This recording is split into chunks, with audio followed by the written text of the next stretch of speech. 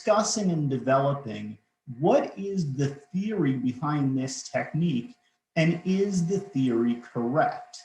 And I think part of the reason is that we're focused on application, focused on our results, and if our results are reasonable and useful to us, and less focused on the idea of whether the theory behind those results is actually correct. Ultimately, I think as practice developed, as it has with delay analysis now over a period of, say, 60 years plus or minus, I do think we learn more about how to do delay analysis. And I'm starting to feel that we're at a time similar to the time of Nicholas Copernicus, where it's time to maybe look at some of our old theories and ask ourselves, even though we're getting perhaps reasonable results in some cases, are we explaining away things that might point us to the idea that our underlying theory is wrong? And we look there to application of the scientific method. I'm using an example here of Francis Bacon, who about half a century, I think, after Nicholas Copernicus, really came along and criticized a lot of the science of his day, saying that many people who called themselves analysts, who called themselves scientists, had a tendency to build theories based on their observations. And when the theories made sense, to go out and look and find more observations that reinforce those theories. What Bacon really encouraged scientists and analysts to do was to spend a lot more time looking for examples that contradicted their theories, and then not to dismiss those examples as exceptions, but really to leverage what he called those negative examples to question the entire underlying theory and determine whether it was correct or incorrect. And the Ptolemaic theory is a good example. While it was very good at predicting the positions of the planets in the night sky, there were cases where it just didn't seem to work. And people often would introduce small corrections into their calculations to make the theory work. Bacon's approach encourages us to say, instead of looking at those instances where our theories don't work as exceptions and fixing the theory, let's look at the entire underlying theory and see if maybe it's simply incorrect and needs to be replaced with a different theory. So let's apply that to delay analysis, okay? In the paper in 2020, I really lay out a lot of different quote unquote concepts of delay. You know, when we talk about delay, we're talking about measuring something in time, but we haven't really delved in enough into the idea of what are we measuring. And if we think we know, if we can't open up our minds a little bit, then we're not going to learn anything here. So we really want to ask ourselves, what are we measuring when we measure delay? I'm not going to dig into every one of these concepts specifically, but I want to give you just kind of a couple different examples.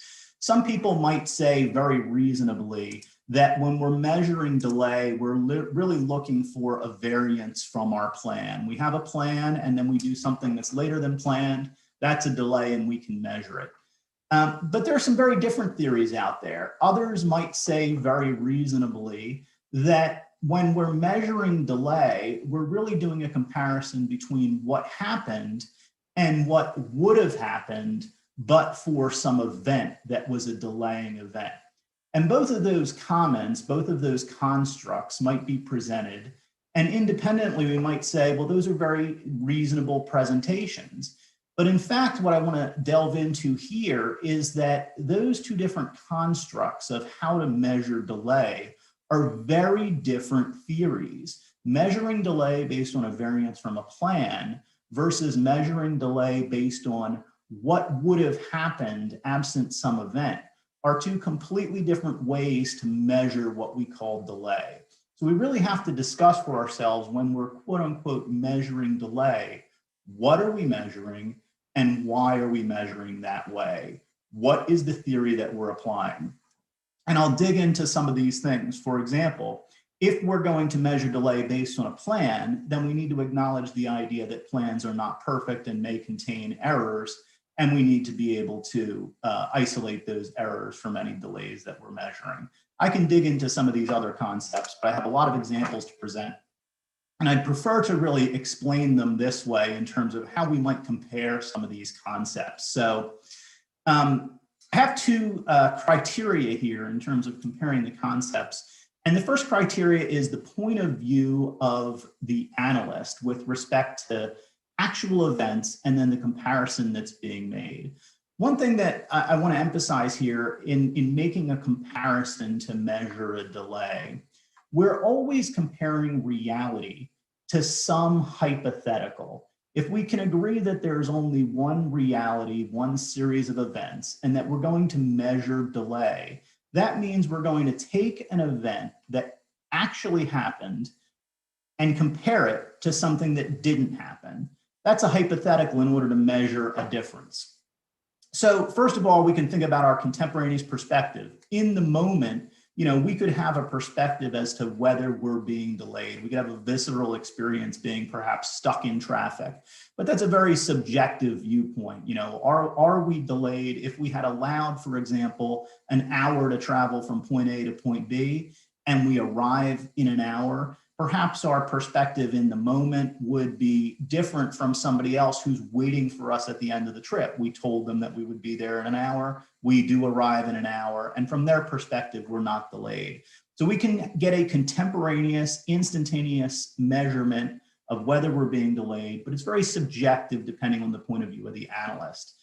Certainly we form expectations. So for example, if I believe that it generally should take me an hour to make the trip and traffic is a little bit worse than I might expect and it takes me an hour and a half, I could say that I was delayed because it normally takes me an hour. But again, that's a very subjective viewpoint. My view of what the average traffic should be might be different from somebody else's. So how do we get beyond these subjective viewpoints? Well, what we do is we document our expectations in a plan. And I'm going to dig in a little bit here to what is a plan. But this is really a documented view of a series of activities that we're going to perform to achieve some objective at some defined point in the future. That's my definition, simple definition of a plan. It's forward-looking because we're projecting our expectations into the future, but now it's objective. Why is it objective? Because we've documented it. If I were to ask you after a delay event, what were your expectations before this event? It's very hard to filter out what you've learned through the course of the event and recreate what your expectations were before it happened.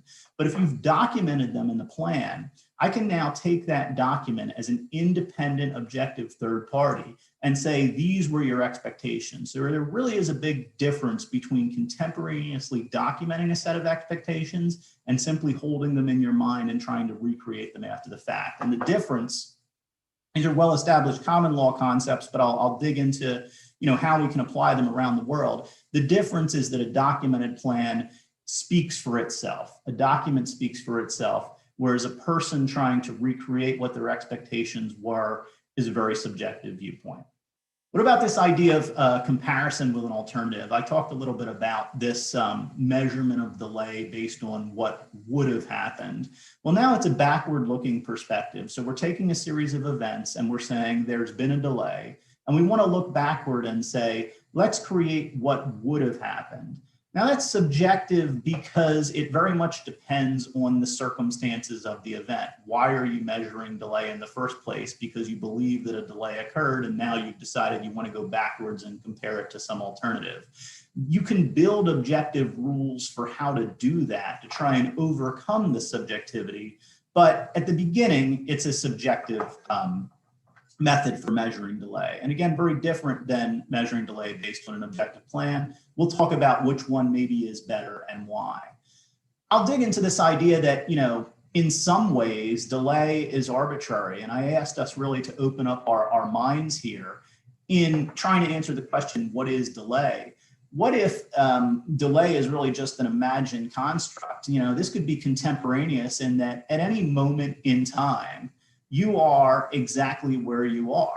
And for somebody to say that you've been delayed is perhaps simply because their perspective is uninformed, or their expectations were inaccurate, or their plan was not reasonable. So while it's a contemporaneous viewpoint, It's objective to say reality is reality, and any comparison that you might try to make to what would have happened, what could have happened, or what your plan was is not because you can accurately measure delay, but simply because your plans were imperfect or your expectations were imperfect. If your plan had been perfect, it would have predicted exactly what happened, and there would be zero delay. So that, again, I've asked us to open up our minds here. It's useful to make that argument, but it's not useful to measure delay because we're never going to have any delay. It's basically simply an argument that the only reason we measure things that we call delay is because all of our plans are imperfect. And it turns out that, the way that we measure delay in contracts and really the way we execute contracts around the world is simply not consistent with that perspective. In cultures and, legal frameworks around the world, we have all agreed that we can make commitments out in the future, and then events may occur that cause those commitments to not be met, that we can assign responsibility for those events. So we've already agreed effectively that there are delays, that they exist and that we can measure them. We simply need to agree on a theory of how to do it and agree on a definition at the heart of what is delay. So to do that, we very much need to isolate any planning errors from delays that we're going to measure. That's always backward looking because we have to have some deviation from our plan in order to even begin measuring delay, or we at a minimum, if we're using this approach of comparison with an alternative, the desire to create this alternative that's different than what actually happened. So it's always going to be backward looking to identify what was a planning error, because we're always trying to do that because we have some deviation between the plan and reality. The question is, can we do that objectively? And I'm going to argue that we can. How? Well, we need to agree on what is a reasonable plan. I could tell you that I plan to run a kilometer in Mark, sorry to interrupt, but are you sharing your screen at the moment? Right. Can you try to refresh it? Because I think we are not able to see the screen. All right. Well, perfect. Okay. Now we are able to see. All right. Thank you. Let me keep going. All right. It'll be clearer with the words in front of you, no doubt. If you missed it, here is the, hopefully this will reshare. Tell me if there's any other technical errors. So if you missed it, this was the table comparing each concept of delay and whether it was contemporaneous, forward-looking, backward-looking, subjective, or objective. Certainly, we can share this entire presentation after the event here to make sure that everybody has the view. All right, let's continue meanwhile. So we need to agree on what is a reasonable plan. And, I want that to be built around a set of objective criteria. This is effectively a definition. It's a construct on what is a reasonable plan. Now, I say here that reasonableness in itself is a well-established concept, at least in common law. I've certainly worked in jurisdictions where when I say, well, that's a common law concept, they say, well, we don't have the concept of reasonableness here. And certainly that could be a problem in planning if no one can even agree on what it means to be reasonable. But, outside of common law or not common law, what it means to be reasonable is to be practical, to be prudent, to plan in ways that are achievable. So I built 5 criteria around this definition of what it means to have a reasonable plan from which we can measure delay. And I gave them all P's here so that, it'd be a little bit easier to remember the 5 P's of a reasonable plan. If the plan is possible, practical, permissible, published, meaning communicated to the parties, and practiced, meaning it's actually followed, then those are the criteria necessary to have a reasonable plan. If you execute a contract and then you produce a plan, and when I say plan, I don't necessarily mean a very detailed CPM schedule, although that would be preferred, but a plan meaning a series of tasks that you are going to perform to achieve some future objective. If it's possible, to do those tasks. Practical, meaning you have the resources either available or they're obtainable. Permissible under the contract. You're not violating your own contract, because that wouldn't be reasonable to plan to violate the contract immediately after you've signed it. You've actually communicated it to the parties who are going to execute it, because if you keep it a secret from them, they're not going to be able to follow it. And then they actually do use it to manage the work, because if they're not following the plan, it's not going to be useful to measuring anything. If you have those 5 criteria in place, then you have a reasonable plan. If you have one of those criteria missing, then that's a good indicator that there's a planning error that needs to be investigated. And this is the way we're going to isolate planning errors from actual delay that we're trying to measure.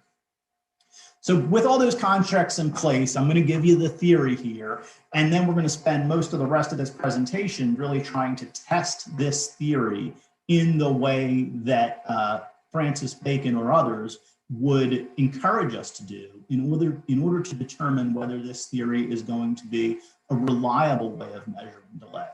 So the theory is that the most reliable measure of delay is based on a comparison between a reasonable and contemporaneous plan and actual events, provided that the comparison accounts for possible planning errors.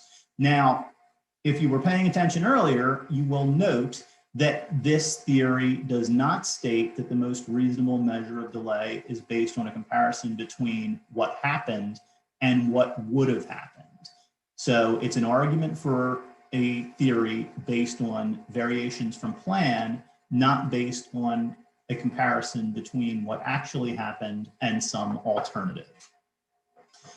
So in order to test this theory, I'm going to build out the construct a little bit. These are really just definitions so that when I speak, you're going to understand what I mean. They're effectively terms of art that are going to allow me to speak a little bit more succinctly, which is very hard for me. If you haven't noticed already, I can go on at length about these things.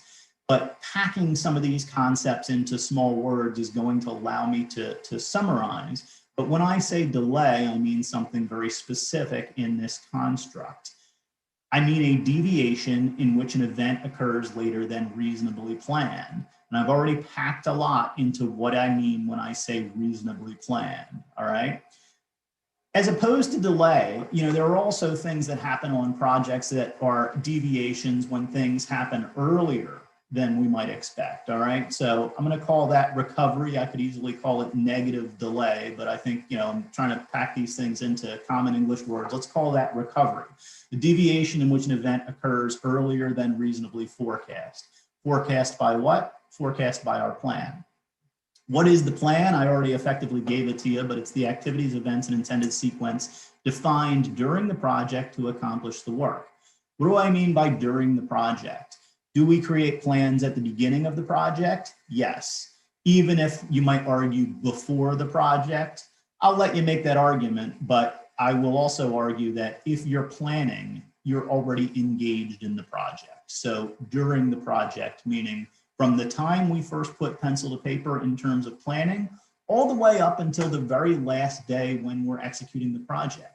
So we don't just plan the first day of the project or the second day of the project. We plan every day of the project, and we continuously update, refine that plan. All of that is the plan. The plan is a dynamic, living thing. So it's the activities, events, and intended sequence defined during the project, not just day one, but every day of the project to accomplish the work.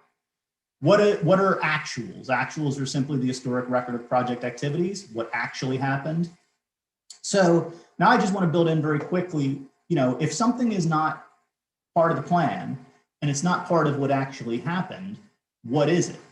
The word that I'm going to use for that is model. A model, in my definition set here, is any representation of a sequence of project activities and event that's created to demonstrate something, normally to demonstrate what occurred or what will occur perhaps in the future.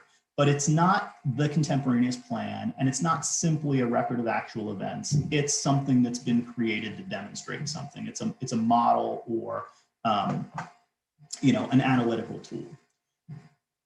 Couple types of model, a subset of actual events, what actually happened, a fragment based on a delay that occurred or scope that we're adding to the project, really a subset of actual events perhaps after the fact.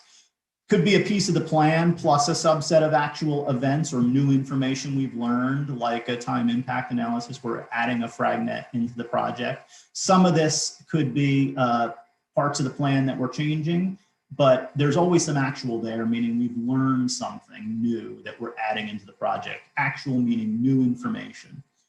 Or we could have a piece of the plan where we subtract out some of the actual activities. We could have a subtractive model. Series of events where we're going to take out some things that actually happened to build a model to show us, quote unquote, what would have happened.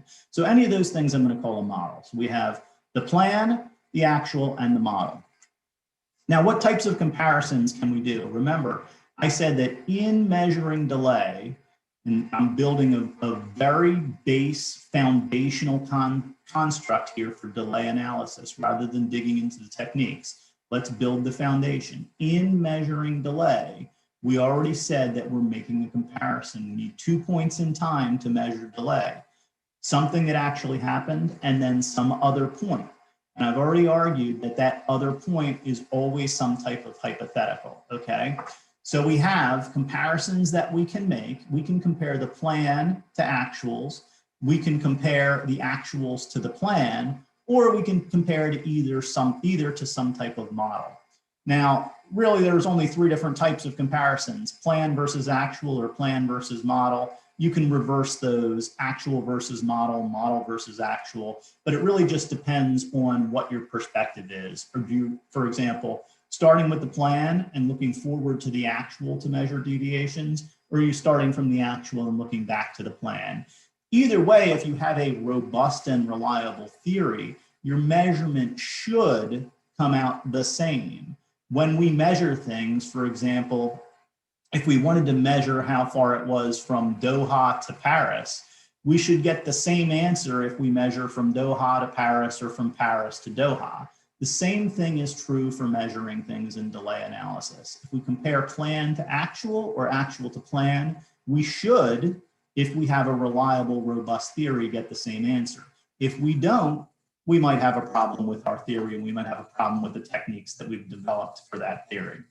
All right, so let's dig into the examples. I have a lot of examples. I'm going to go very quickly here because I want to present them. As I said, we're going to share all these examples, and then I want to leave some time for questions to let the audience here really challenge the theory. I'm going to go through some quick examples, starting with what I think is really the simplest example, which I call simple delay here.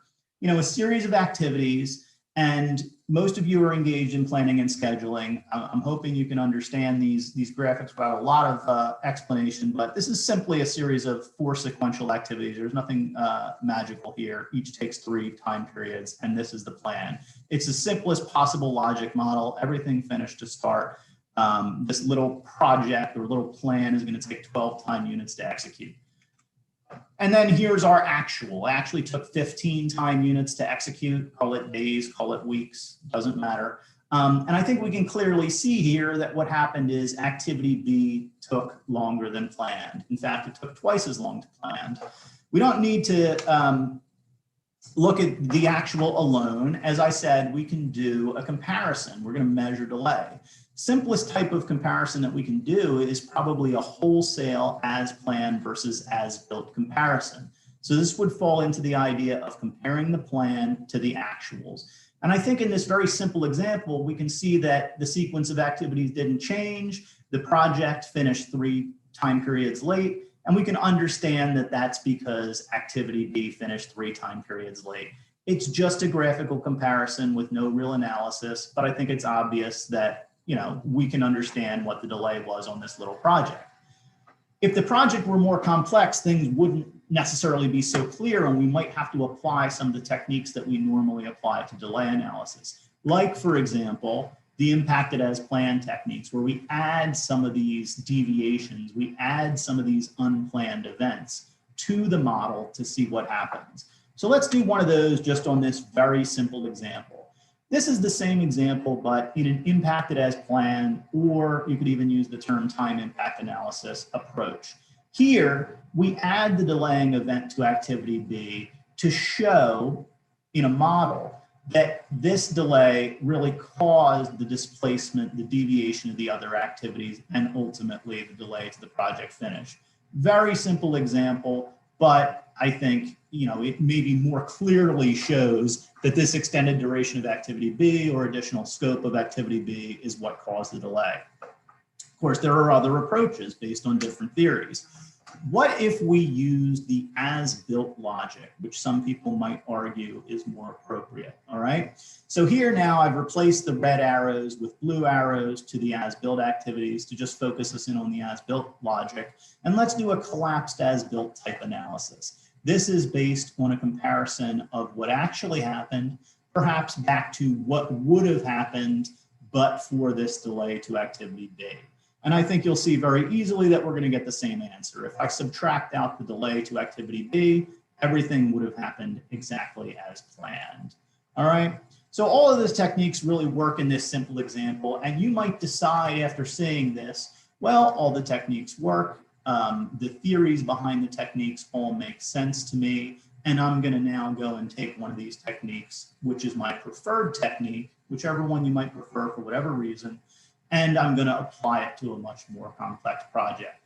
And here's where I think we're really falling down on the job, because we have three perhaps techniques there, and they're based on very different theories. And I think we need to stop and consider which theory is more correct, which theory is more reliable, and why. How can we do objective analysis? Just because each theory has worked on this very simple example doesn't mean anything. What we need to do is look for examples that challenge these theories. So that's what we're going to do now, again, with some very simple examples.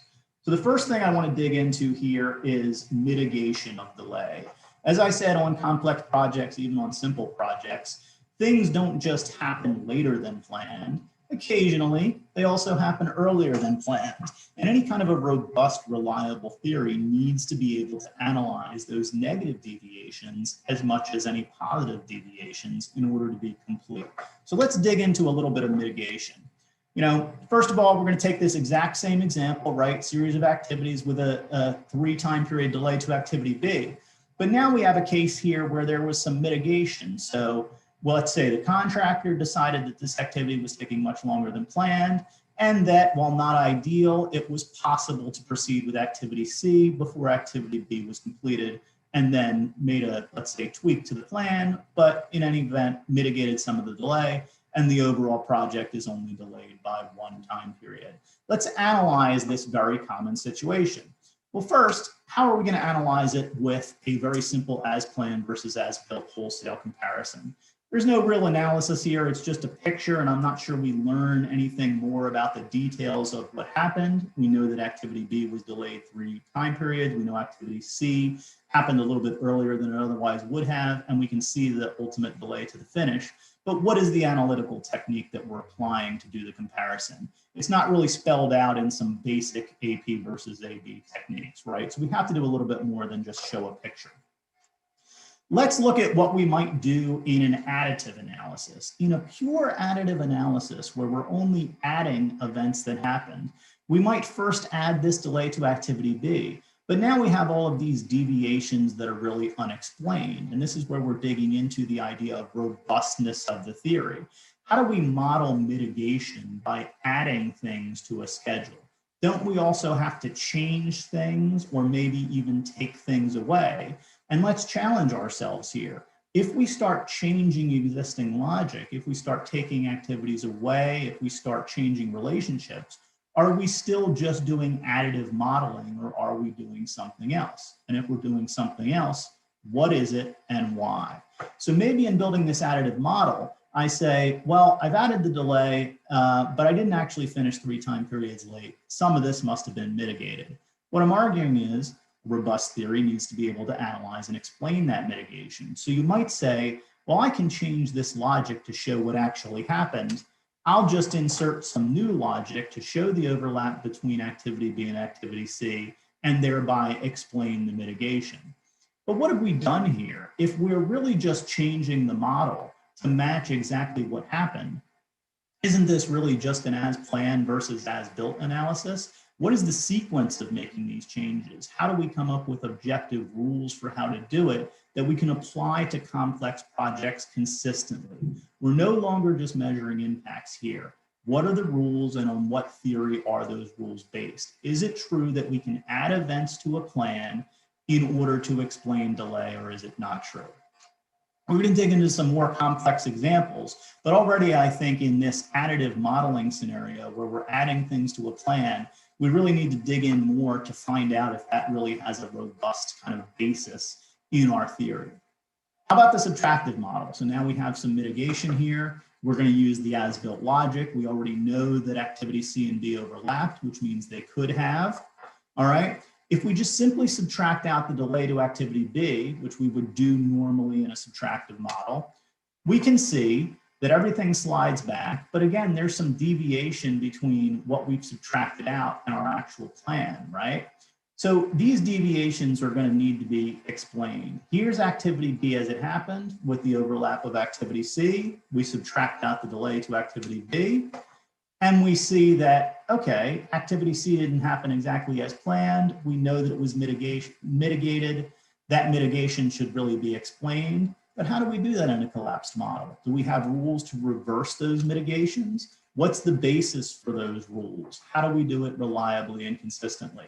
The argument here is that any robust theory needs to be able to explain not only the delays by doing a collapse, but also the mitigations. And perhaps that's by changing logic. Perhaps that's by doing something that we might call a reverse collapse.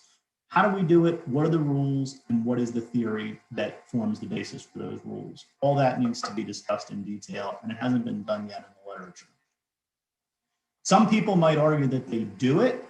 Okay, the theory is underdeveloped here in our delay analysis literature, in our cost engineering literature. Experimentation and evaluation continues with out-of-sequence progress. Here's another common deviation on projects, out-of-sequence projects, out-of-sequence progress. We know that things don't always happen exactly as planned. We know occasionally we make a plan to do activities in a certain sequence, and then they're performed in a slightly different sequence, maybe with reasons, maybe for reasons that are very difficult to explain. How often are activities performed out of sequence? Well, not definitively, but we do have some analysis into it. My friend Ron Winter did a good paper a year or two ago, and actually a whole series of papers on out-of-sequence progress. But one of the things that he found in a study of about 30 very different complex projects, that at the mean, 34% of activities, or about a third of the schedule, had at least some out-of-sequence progress with a standard deviation of 16%. So that's just a study based on 30 projects, but it was 30 diverse projects. I think if we studied 1,000 projects, we might find numbers around these. But think about it, with a mean of 34% and a standard deviation of 16%, that means that many, many of our projects have at least some out-of-sequence progress, right? And in fact, it's very rare that a complex project is going to have no out-of-sequence progress. This is something that we have to be able to analyze, all right? So same example, here's our plan. What if, in addition to this delay to activity B, activity C proceeded not as planned after B, but before B? So just two activities that swap their order, slight out-of-sequence progress. How do we analyze it? How would we do it with additive modeling? Well, let's compare what actually happened to the original plan. What are we going to add to the original plan? Certainly, if we just look at a comparison of the picture, simple as planned versus as built, there's a lot to explain here. If we go to adding that activity, it's easy to explain the idea that activity B took longer than planned. We can add the additional scope. But what about this activity C and its out-of-sequence progress? How are we going to explain this deviation? Now our model shows effectively when we did complete, but there's a major deviation here that's not explained. In order to have a robust theory, we absolutely have to explain it. We could change the logic in order to show what actually happened, but why are we making those changes? If we simply make every change necessary to the plan to model what actually happened, we're not really doing an analysis. We're just resolving every deviation. What we need to know is which deviations created delay and why. We need a technique that is able to do that reliably. All right, let's take the collapsed approach now. So we're going to compare what happened to what would have happened absent the delay. I've replaced the plan logic with the as-built logic, and now we're going to do a collapse. We can take out the delay to activity B, and again, we know when we theoretically would have completed, but here's a deviation that we need to explain. We could argue that some of these deviations perhaps are not important, but without an analysis of these deviations based on a reliable theory, I'm not convinced that they're not important. I am in the headspace of Nicholas Copernicus, who is saying there are some discrepancies in your data that I don't understand, and I am not willing to say that these errors are unimportant. I want to question whether your entire theory might be flawed because you have not explained these discrepancies adequately for me. So my argument is that if you want to apply those techniques, you need to be able to do so reliably in order to either explain every deviation or convince me why those deviations are not important, and to do so consistently on all of your complex projects. How do you do that? Let's look at a little bit more of a realistic example. Still very, very simple for the purposes of a PowerPoint presentation here, but I often get the discussion that, you know, real world projects are more complex. Well, even with just 4 activities, let's see if you can follow this very quick example.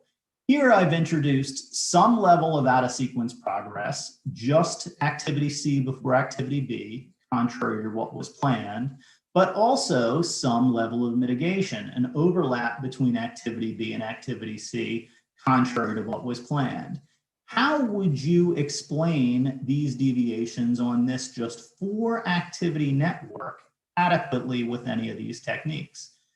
As far as a simple network is concerned, I would argue that complex networks are really just built up of these building blocks of simple networks. And any technique that's going to be applied to a complex project or a complex network has to be able to successfully resolve these simple networks in order to be reliably applied to more complex networks. So let's dig into this. First of all, you know, as planned versus as built is a picture, right? We need to really describe what are the analysis techniques that we're going to apply to this picture.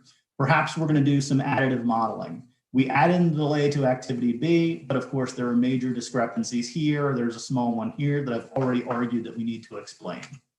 All right, we can start changing the model, at least to match the finish date. There's still a big discrepancy here with the out of sequence progress, where I'd have to make major changes to the existing logic of the plan in order to really match what happened on the project. And now it's not clear how I'm going to make those changes objectively, consistently, reliably, in a manner that a cost engineer would, in the manner that a scientist would, in a way that I can consistently apply that technique project after project after project. All right. So that's additive modeling. How about subtractive modeling? A little bit of out of sequence progress and a little bit of mitigation. I'm going to look at the as-built logic and start subtracting out things. First, I'll pull out the delay to activity B and say, this is what would have happened, but there are still some unexplained discrepancies between what quote unquote would have happened and the plan. My argument here is, but for any deviation, why wouldn't the parties have dynamically followed their own plan?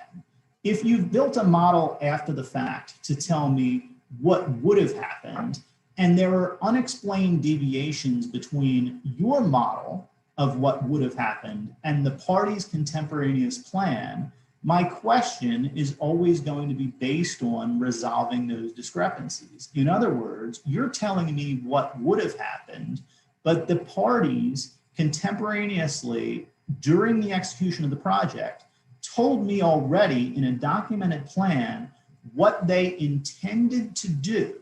You're telling me that on the same day, they actually would have done something different than what they intended to do. You need to explain why. And it's not going to be easy to convince me because, but for any deviations, I am likely to believe that the parties would have continued to dynamically follow their contemporaneous plan.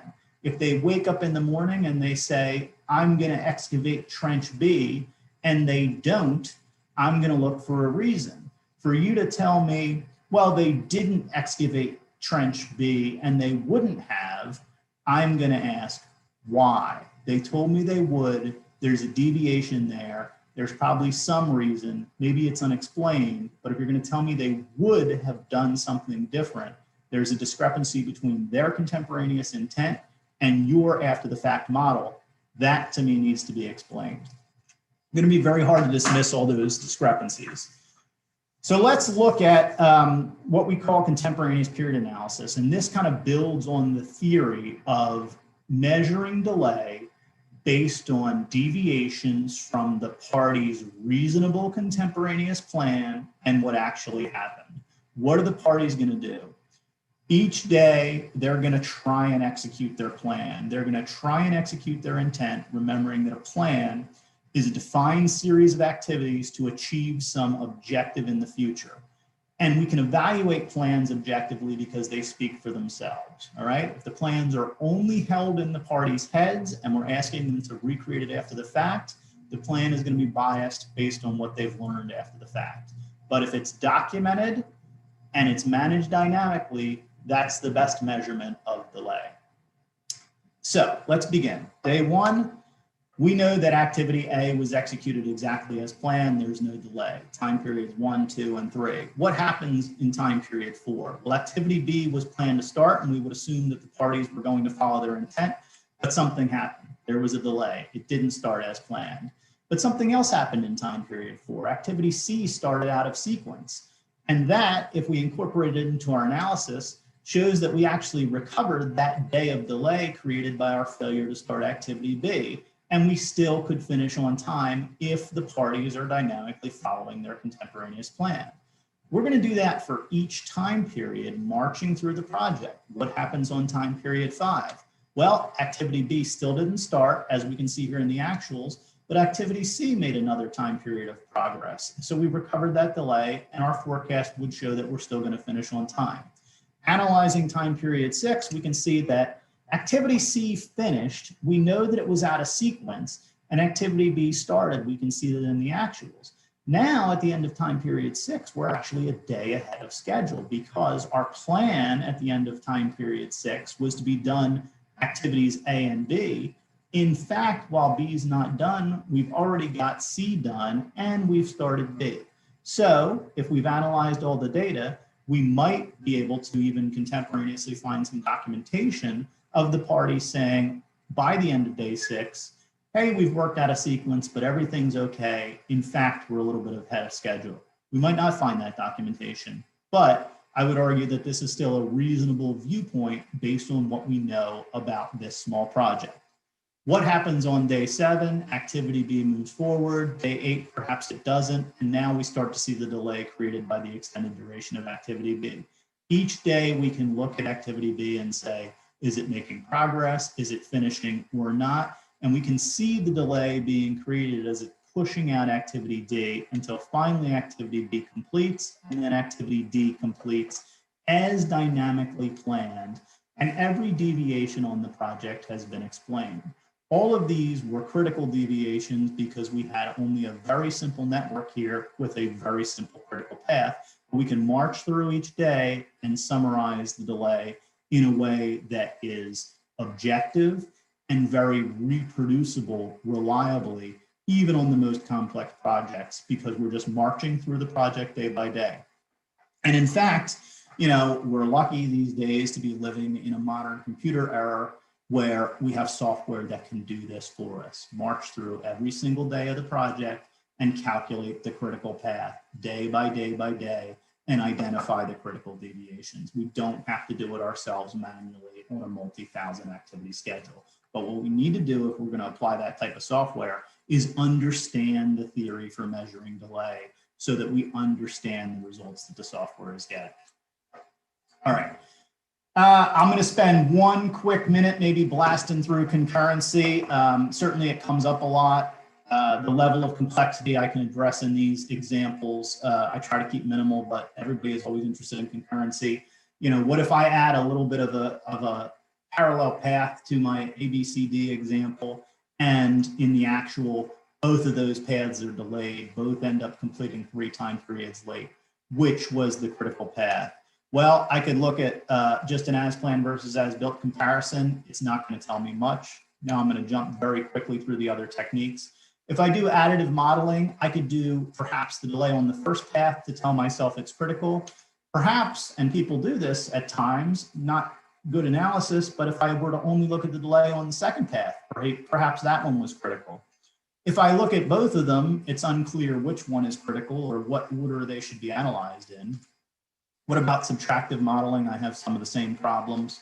I can look at the as-built model compared to the original as-planned model. I can start subtracting things out to recover the delay. It's unclear what order I should subtract things in. Certainly I could build some objective rules around that, but shouldn't I also perhaps analyze this significant discrepancy, even though it's not critical in my model? How do I know it wasn't critical during the project? I mean, I built this model after the fact.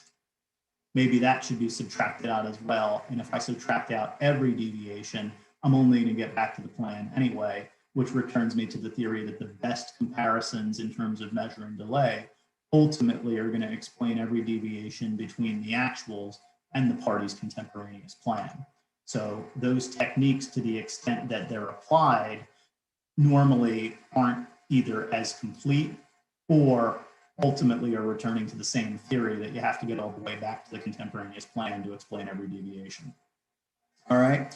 With contemporaneous period analysis, you know, again, we can march through each day of the schedule. We are going to explain every deviation, even though activities are taking place in parallel, any shifts to the critical path, all the way up through to the end of the project. And we're going to summarize everything as it happens. All right. It's not about the technique. Really, again, I want to get back to it's about the theory. Whichever one of those techniques you prefer, and certainly in the Middle East, we see a lot of additive modeling.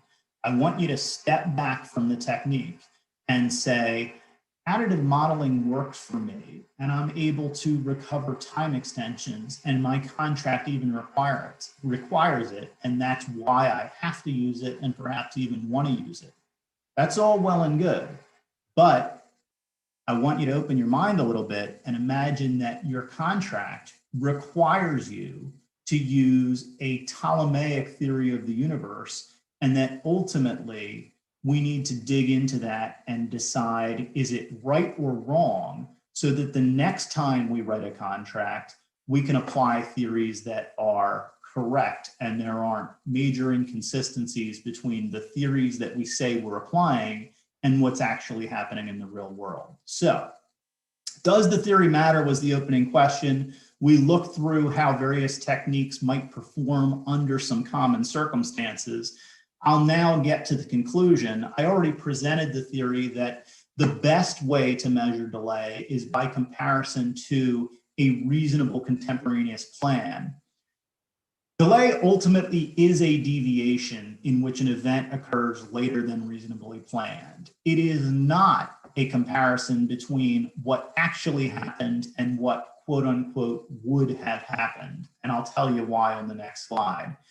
We can do reliable measurement of forensic delay, but we need to compare, in order to do that, what actually happened, the actual project record, with a reasonable and contemporaneous plan. The plan doesn't need to be completely detailed. It just needs to be reasonable, and it needs to be contemporaneous, because without a plan, the parties haven't defined the sequence of activities that they're going to perform. And if you haven't defined anything, you cannot measure delay.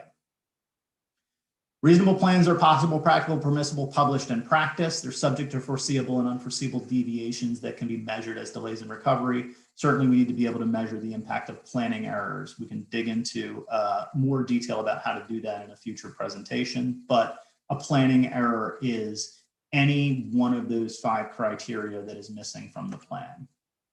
All right. Most objective and reliable view of what would have happened absent an impact is that the parties would have continued to follow the established plan and continued to react to further deviations from that plan.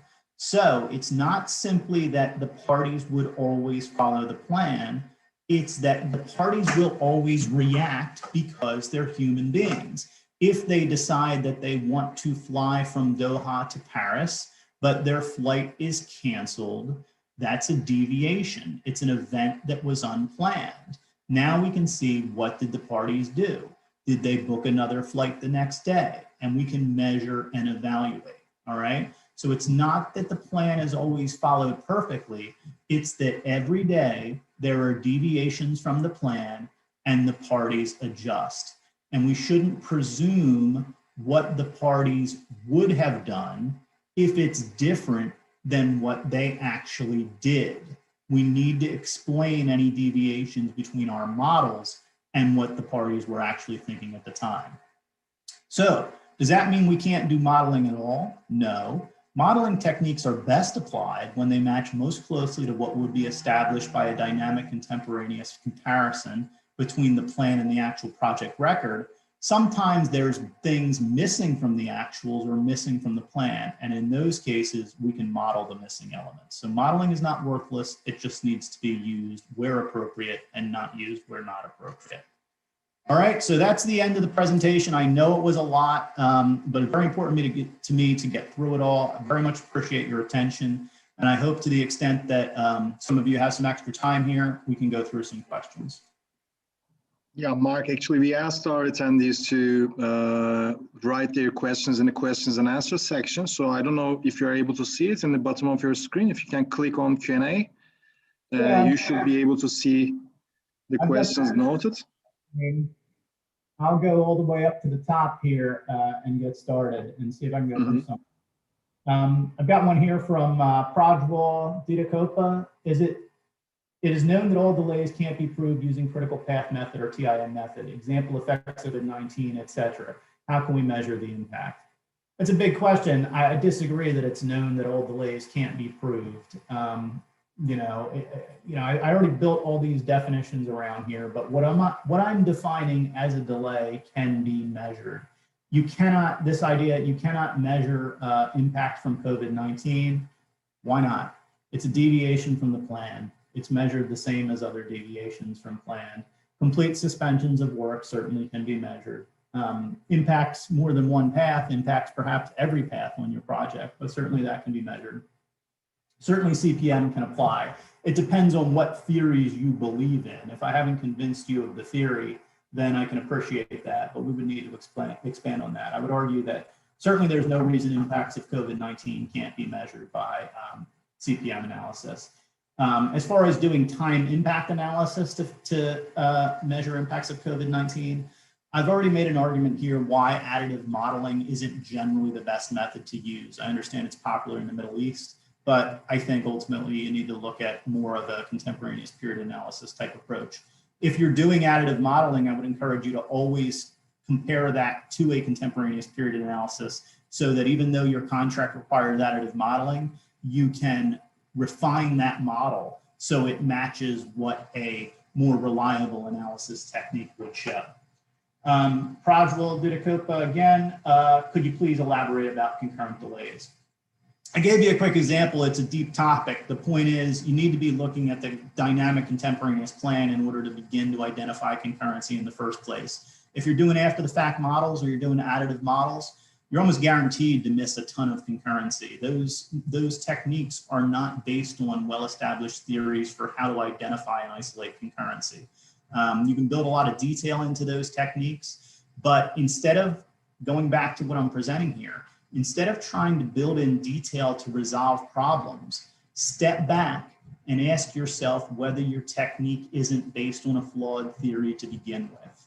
And if your initial approach to measuring delay is additive modeling or subtractive modeling, the argument is your technique is based on a flawed theory to begin with. And you can fix all the discrepancies, but you're building a castle on a foundation of sand. Anonymous, is there a legal precedent for adoption of two separate delay methods if records are only available for 80% of the project, with the remaining 20% absent of data, save for completion dates? Certainly there's legal precedent for almost anything in delay analysis, but we need to look to, as engineers and as scientists, regardless of legal precedent, what is the best technique? There's legal precedent, more and more legal precedent for the better techniques, I will say that. As far as two separate delay methods, in the United States, there's certainly legal precedent for using two different scientific techniques to demonstrate similar results and to use such a presentation to show that those results are more reliable. Delay analysis is no different. If you had two different tests for COVID-19 based on two different theories on how to detect virus, and they both came up positive, it's more likely that you actually have the virus, right? If you have 8 different techniques and they all come up positive, it's even more likely. If you have 8 different techniques and 4 come up positive and 4 come up negative, now you got to figure out whether some of the tests are broken or whether the results are simply inconsistent for another reason. But certainly applying different techniques can reinforce results if there are reasons for the techniques to get the same results. A lot of techniques getting different results and resulting in an argument. Often my argument here is that's because analysts are choosing to highlight certain things in their models that are inconsistent with reality. I do believe that if every analyst were focused on understanding deviations between plans and reality, we would have broad agreement on where the delays are. There is still a lot of modeling in places where I'm arguing there shouldn't be modeling. Once you let an analyst model, it's much harder that 2 analysts are going to come up with 2 different models that come up with exactly the same results. There's too much modeling. Compare the contemporaneous plan with reality. Model only the missing pieces where you need to. That's my broad suggestion, but that's a whole nother presentation, but that's my broad suggestion. I don't want to cut the modelers off at their knees too much, but I don't have enough time to go into more detail. How do you differentiate concurrent delay? We talked about it a little bit. Doesn't some of this depend on whether the analysis is being done prospectively versus forensically? Modeling future ongoing delay is different, looking back what occurred and how it affected work, from Robert Buss. Very, very true. So I'll come back to modeling, and here's an analogy I wanted to make for you. We do weather forecasting in this world, and those are big mathematical models, even more complex than CPM networks. What do we use those models to do? We use them to tell us what the weather will be tomorrow and the next day and the next week, right? We don't use those models to tell us what the weather was yesterday because we already have records of that. If we were to build a weather model and then reverse it in time, which we can do with computers, and it started to show discrepancies between what the model predicted should have happened and what actually happened, what we would do is try to adjust the model, understanding that our model is not perfectly predicting what happened, but the record is the record. We would question the model. Applying that to delay analysis, if you're going to build a model and then look back retrospectively, and there are discrepancies between your model and what actually happened, my argument is there's something wrong with your model. It's imperfect. I wouldn't expect it to be absolutely perfect, but if there are significant discrepancies, I'm going to want them explained. As far as the future is concerned, if you're doing prospective delay analysis, well, now this is similar to modeling the weather, a place where we would want to do modeling. So the point here is we model to predict the future. We don't model to tell us what the past was. And it's very hard to subtract out events. If I were to go to a weather model that had a lot of actual data built into it and say, it rained last Tuesday, subtract out the storm event and tell me what would have happened, it's very difficult to do that because everything that happens in the weather and in project execution affects all of the related events. Things change based on what happens. You can't simply subtract out an event without correcting for every other change related to that event. And that is the flaw with many as-built models. When you subtract out one event and just let the model collapse as if it were a house of cards, you're not modeling what really happens on a real project. Because if an actual event didn't happen on a particular project, what the parties actually would have done as independent and dynamic actors is not simply fall back on some collapsed static logic. Instead, they would continue to dynamically react because they're people, not dominoes, right? And that is very hard to model. And it's a reason why many of these collapsed approaches aren't well supported in theory, because those dynamic reactions are very hard to model. How to build a model in an updated file in case the activity is partially impacted, meaning suppose we have one active activity, including effort over 4 areas, and we progress through this activity, we notice some delay, which has only impacted one part of the area, meaning we can work normally in the other areas. How do you recommend making a delay or fragnet model? That's from Way P Smart. That sounds like a smartphone. I've already argued just broadly against modeling as the beginning part of your analysis. So I would encourage you to do a contemporaneous period analysis, march through every day in every area of the project. As I said, there's software that'll do that for you. Certainly you can build fragnets for each area, each activity. I don't see really details in this question that I would answer differently than I would any other question, which is compare the plan to actuals as your starting point, model only where necessary. Same asker, should we remove out of sequence progress from update P6 files before performing the analysis? I mean, before integration of delay fragments and calculated the impact. You know, generally no. Should we remove anything from the file before performing analysis? If you're removing something from the file, you need to analyze it as you're removing it. If the out of sequence progress is reality and it represents a deviation from the plan because it was out of sequence, you need to explain those deviations to the extent that they're critical. If you're simply removing them without explaining them, then you're performing an incomplete analysis. It's not reliable and it's not robust. I can keep going through, about quarter after, I'll keep going through some more of these questions as you like. Which delay analysis should contractor use to perform an extension of time analysis if no specific method is mentioned in the signed agreement? You know, I am using the term contemporaneous period analysis, but build into this theory, which method should you use? You should, first of all, understand in your mind what theory you're using to measure delay. It's not about a method. It's about why are you using that method? Because you believe in a theory. What should you do? You should use a method that can identify and measure every critical deviation between the contemporaneous reasonable plan and what actually happened. That's going to give you a complete delay analysis. To the extent that the plan isn't reasonable, you need to perform an objective review based on the 5 criteria I gave you as to why it wasn't reasonable. Then you can correct for those changes by calling them planning errors.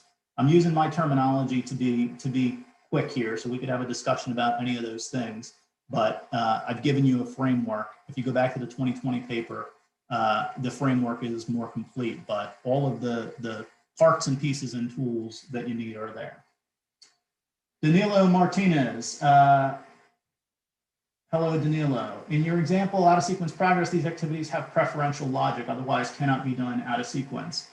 You know, a good point, Danilo, but I'll make this argument to you. All logic in the world effectively is preferential. There always is more than one way to do things. The idea that if I have a project to execute and I am going to execute activity A, B, C, D, that normally that's the only way I could do it is effectively ridiculous. It might be my preferred way to do it. It might even be the most efficient way to do it. But if I ran into a problem, almost always, I can change the sequence. almost always. And in a complex project, it's even more true.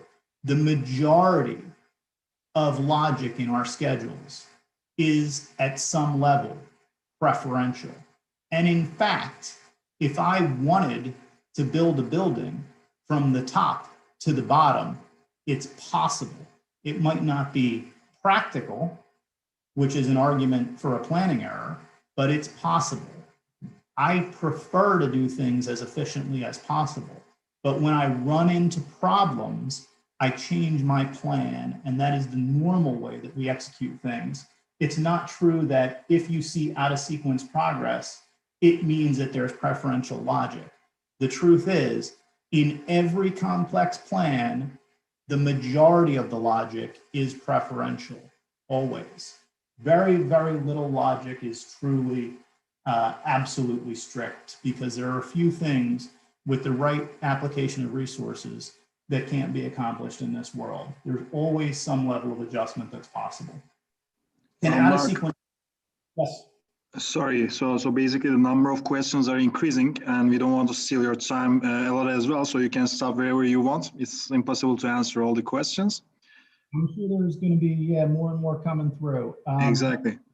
To the extent you have listeners, I'll go another 9 minutes here till 30 minutes after the hour. How's that sound?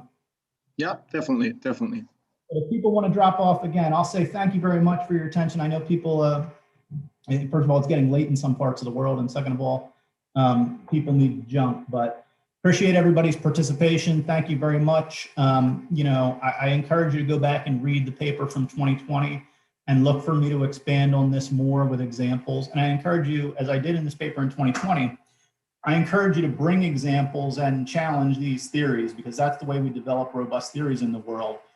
But I want you to step back to the foundational theory of how do you believe delays should be measured? Should they be measured based on deviation from a plan? Should they be measured based on some hypothetical, quote unquote, what would have happened?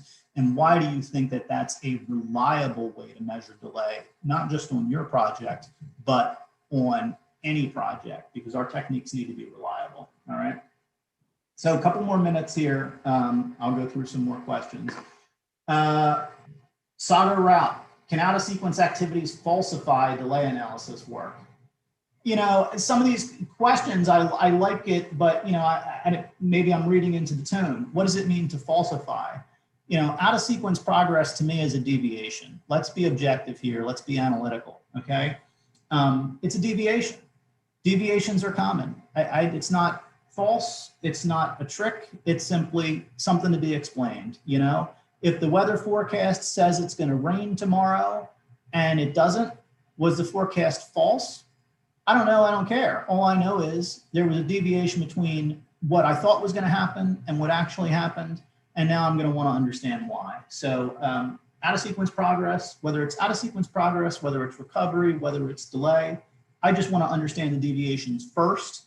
I want to understand them objectively, and then we can begin analyzing causation, responsibility, etc. But there's nothing false in that. And I want us to very much have the approach of engineers, which means understand the theory, apply reliable techniques. And only once we've done that, can we then look at underlying causes. I would approach this as an engineer first. If you're designing a beam, you're designing a column, you're, sizing a retention pond, you're going to want to have a theory, a basis for that design, and you're going to want to apply reliable techniques. If somebody came to me and said, I want to design a building for you, and I want to use a bespoke technique that has never been applied to any other building in the world, I would not hire that engineer, right? Because that doesn't make any sense. I want my techniques, at least at the beginning, to be built on everything else every other engineer has learned until you run into a problem that has never been encountered before. Then you can start being innovative. But I don't want you to start out saying, I'm going to throw out 60 years of learning on delay analysis and create something new today without good reason, all right? What about another factor when the contractor monthly updates have inaccuracy? Which method can be used in this scenario? All right, so inaccuracy. In order to identify inaccuracy, you need to be comparing two things. You're telling me the updates have an inaccuracy. That means that you have some other piece of information that you have compared to the updates in order to determine that they were inaccurate. Because if you only had the updates and no other information, you wouldn't know that they were inaccurate. If you've determined that they were inaccurate based on some more reliable information, then you can correct the inaccuracies based on that more reliable information. But when you're going to start correcting other people's inaccuracies, you need to be able to demonstrate, first of all, that you've responsibly identified an inaccuracy, how you've identified it, and then how you've corrected it. So tell us what you've changed and why you've changed it. Otherwise, it's not an inaccuracy to begin with.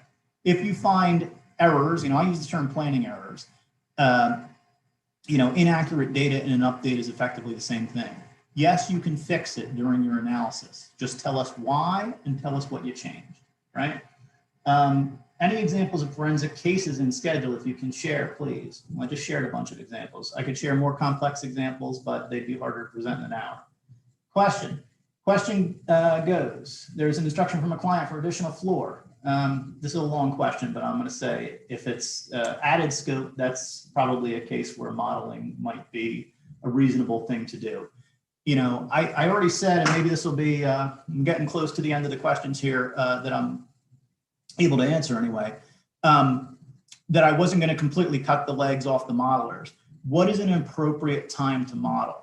If scope is added to a project that, because it's added scope, didn't exist in the original plan and was never added to the plan during the project, that might be an appropriate time to model because you have scope that simply isn't incorporated into the plan. You might need to model that scope after the fact in order to understand how it impacted the project. But if you're going to start modeling things after the fact, instead of just doing a comparison between the parties' contemporaneous plan and what actually happened, I want some support for that. I want to know why, because models can be very misleading. In fact, at common law, and again, might not apply everywhere in the world, but there's an argument from a scientific standpoint that it should. But certainly here, there is a higher evidentiary standard for models because models can be misleading. Normally, the person that's creating the model is creating it to demonstrate something. That means that they have a desire, a potential bias, that the model demonstrate what they're trying to show you. With complex projects and complex models, it's very easy to mislead people. At least in the United States and I think many parts of the world, triers of fact understand that people that are showing you complex models might be trying to mislead you, and therefore there's a higher evidentiary standard for introducing a model. I will say that I don't believe a comparison between a party's contemporaneous plan and what actually happened is a model. It's an analytical technique, and I think it's preferred. If somebody starts building models, I immediately would identify a chance, at least, for a discrepancy, intentional or unintentional, between their model and either the contemporaneous plan or reality, right? Because you're introducing a third set of facts. So avoid modeling where you can. If you can't avoid modeling, then you can model. Well, Mark, some of the questions start to be extremely specific. If I may, I would like to ask a question here and then close the questions and answers, and also thank to our team after that. Basically, I can see most of the times if we are, as and when we go, contemporaneously analyze what's actually happening and use a comparative model, that works very well. But most of the times that doesn't happen in the execution of the jobs. So when I look through the global dispute reports, most of the disputes, a big portion at least, is related to time. And I can see in Middle East and many of the regions, standard forms of contracts are being used. Do you think, as considering avoidance as an important part in construction contracts, putting some sort of framework into the standard forms of contracts, providing that contemporaneous analysis during the execution of the job can contribute to avoidance? And are you aware of any studies around the world related to this? I think it's fine at a very general level. In general, I would say that it's very hard to resolve these types of things by writing very specific contracts. And we don't really do that in most areas of engineering. So let me give you another structure here, that engineering is the application of scientific and technical concepts to solve real world problems. Cost engineering takes that and builds a bridge between managing problems that maybe are purely technical problems into managing problems that are partly technical and also cost, schedule, execution, right? So now we're in cost engineering. Forensic schedule analysis is part of cost engineering. So like all engineering, what do we want to do? We want to tell our contractors and consultants the standards, the consensus documents that they need to follow. But when somebody hires me as an engineer and says, I want you to design a building or a beam or a foundation, they don't tell me step by step how to design it. They simply say, follow the requirements of the American Society of Civil Engineers, follow the requirements of the building code of Qatar, follow the requirements of, American Institute of Concrete, whatever the case may be, right? I would suggest the same thing for cost engineering. Follow the requirements of RP 2903. Now, the challenge there is people are going to say, well, RP 2903 doesn't tell me exactly what to do. It gives me a broad range of options. Exactly. Just like the documents of the American Concrete Institute, just like the documents of the American Iron and Steel Institute, the building code of Doha, Qatar, the same way. Otherwise, every building would look exactly the same, right? So you make in your contracts, this is just my position, my recommendation, broad references to standards, and you need to let the engineers continue to select the activities that they're going to use for your particular project and analysis. But I do think it helps to at least give a basis to RP 29 or some document like that without being strict about it, because every project is different. To the other piece of the question in terms of parties, really having these large delay claims and certainly Middle East and other parts of the world, a lot of high time value, high dollar value claims, complex analysis done after the fact. What I always ask myself is, it's clear that these people are spending a lot of time and effort building very complex CPM schedules and then building these delay claims. Why aren't they spending more time analyzing their complex CPM schedule day by day during project execution to understand where they're deviating from the schedule? Because the purpose of that CPM network is not to support claims, it's to execute the project. And it's always better for everybody, we keep saying this, but it's always better for everybody to simply execute your commitments than to try and recover money through claims, right? Might seem to work out in some cases better through a claim, but averaged over time, the risks are far too high. It's better to execute well. Why aren't we devoting more effort to day-to-day good execution? And I think we're really missing the boat there. All of these techniques, in terms of even a comparison, identification of deviations between a plan and reality, there's no question that you can apply those techniques every day, every week, every month. People think it's a lot of work. I'll tell you now that computer tools are getting better and better. It's really not a lot of work. The computer can do the analysis very quickly. And identifying those deviations from your critical path on a weekly basis is just good project management. I think we've evolved to the point now where I would argue that if you're building a 20,000 activity CPM schedule, but you're not looking at deviations on a weekly basis and explaining them to yourself and the other people executing the project, then you're not doing good project management. And I know that sounds harsh. I'm not saying it to be harsh. The reason I'm saying it because I want to encourage certainly all the members of AACE International and others to continue to be first the vanguard for good project management. And the way we do that is not by applying reliable techniques to resolve claims, but by applying reliable techniques every day, every week on the project to make sure that as much as possible we can avoid claims. People are going to have disputes either way, but there's no reason we shouldn't be contemporaneously explaining those schedule discrepancies. Otherwise, I don't understand why somebody built a 20,000 or in some cases 40,000 activity model. You know, the purpose of that model should be to manage the project. So let's run analysis on that model every week and tell people these are the discrepancies we see. Let's understand them so that we can react and try to complete on time as much as possible. Let's not wait 6 months, wait a year and have arguments.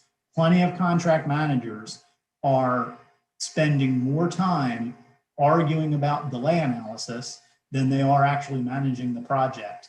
And that problem needs to be addressed directly. And I think, you know, I would encourage certainly all members of AACE International to engage themselves in doing that. And you don't have to do it in a confrontational way.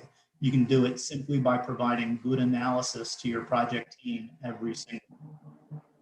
Indeed, definitely. The question was also relevant to creating an incentive to encourage people basically using these principles throughout the contract. Definitely. Thank you so much, Mark. It was a very informative presentation. And as far as I can see from the comments, everyone was thinking the same way that I do. Finally, I would just like to invite EPCM team to say a few words as they collaborated with us to set up this great event. And thank you so much, Mark. Thank you very much. Alejandro or Miley, are you here? Yes, we are here. So if it's possible to allow me to turn on the video, it's okay? Definitely. So, yeah. Okay, okay, it doesn't work, but oh yeah, yeah, perfect. So, good evening to all the audience. My name is Mayley Salinas, co-founder of EPCM Project Academy. We are very honored to be sponsoring this event, and I would like to do a brief presentation about who is EPCM Project Academy. EPCM is an approval education provider from AACE International. It's an online academy. We offer training in the recommended practices and from AACE Theory to all professionals involved in complex or long projects environments such as EPC, EPCM. Our staff is international and are recognized professionals with wide experience in this kind of projects. We invite you to visit us in our website, www.epcm.academy, where you can find detailed information about the courses. The most outstanding ones that I can mention in these moments are forensic schedule analysis with Mark Sanders, loss productivity in construction claims, preparation course in certifying, estimating, and cost professional, and any others.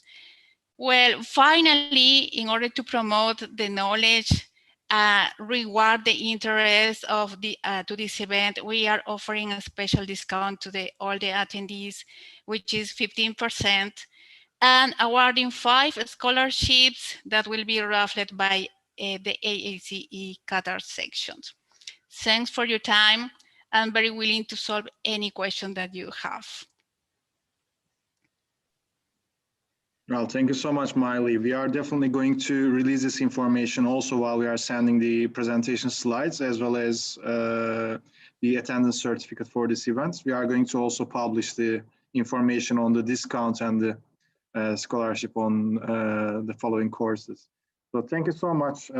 I can see everyone gave a great feedback about the event. Hope to see you in next collaboration and next event, hopefully. Totally sure. Thank you. Thanks everyone for attending. Okay, have a great evening on behalf of AACE Qatar team as well.